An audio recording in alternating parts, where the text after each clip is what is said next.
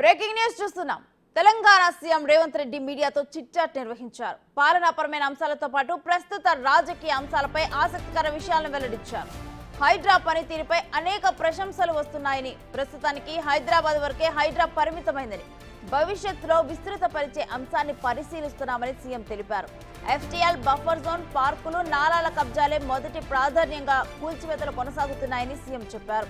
ప్రజా ప్రయోజనాలు తమకు ముఖ్యమన్న రేవంత్ రెడ్డి చెరువులు, నాలాలను కబ్జా చేసిన ఎవరిని వదిలిపెట్టబోమన్నారు. ఔటర్ రింగ్ రోడ్డు బయట ఉన్న గ్రామ పంచాయతీలు కూడా హైడ్రా పరిధిలోనే ఉన్నట్లు సీఎం తెలిపారు.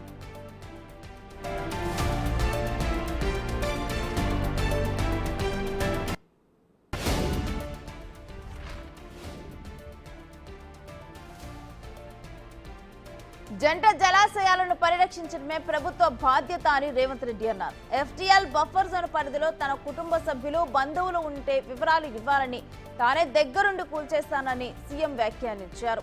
కేటీఆర్ ఫామ్ హౌస్ లీజ్ తీసుకున్న విషయాన్ని ఎన్నికల అఫిడవిట్లో చూపించారా? చూపించుకుంటే న్యాయ విచారణ ఎదుర్కోవాల్సి ఉంటుందని సీఎం చెప్పారు. కేటీఆర్ స్నేహితుడు ఎఫ్టీఎల్ బఫర్ జోన్ లో ఫామ్ హౌస్లు కడితే నిబంధనలు ఉల్లంఘించిన ప్రాపర్టీస్ ని ఆయన ఎలా తీసుకుంటారని ప్రశ్నించారు. ప్రజాప్రతినిధులు ప్రజలకు ఆదర్శంగా ఉండాలన్న రేవంత్ మొదటిగా తమ పార్టీకి చెందిన పల్లన్ రాజు ఫామ్ హౌస్ కూల్చివేశామన్నారు. చెరువు, సిక్కం భూముల్లో నిర్మాణాలు చేపట్టవద్దని, వ్యవసాయం చేసుకుంటే ఇబ్బంది లేదని రేవంత్ రెడ్డి అన్నారు.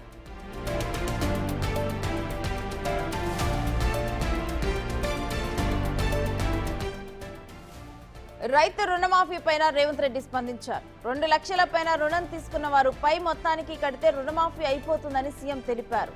రుణమాఫీ కోసం నిధులు కూడా విడుదల చేశామని గుర్తు చేశారు.